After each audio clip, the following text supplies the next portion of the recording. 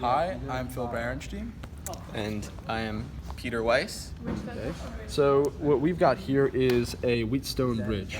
We have known values for resistances R1, where is it? All right, R1, R2, and we have the bridge across them. These two are in series, right? And we are scoping across this bridge to measure the potential between these two pairs of resistors. So we have RS right here, which is our unknown resistor value, and we have the potentiometer here, which is essentially a variable resistor. We're also scoping that by having a wire connected to the middle pin, pin 2, and the pin 1 right here. So we're scoping that as well. Pin 2 is connected to ground. Pin 2 is connected to ground. So this is important because the way that we use this potentiometer in order to, when we vary it using this little knob up here, we'll show you in a second. 1.1. When we're able to look at the difference between the potential on one side of the bridge to the other, that difference, when that is as close to zero as possible, that means that there's an equal potential here, meaning that the ratio between these two resistors and these two resistors are equal. So once we're able to do that, we're able to calculate using the resistance of that of the potentiometer at that point to calculate RS.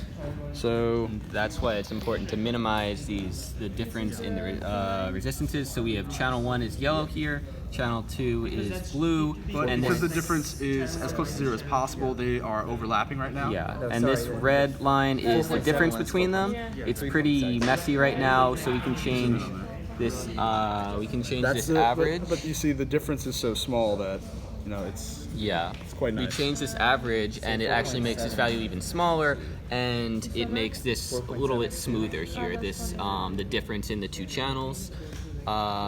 So now this is about as small as we could get it, around like 0.01 volts, around 10 millivolts, and you can see this is a pretty small value, peak-to-peak value for the difference. But now we can tweak the potentiometer.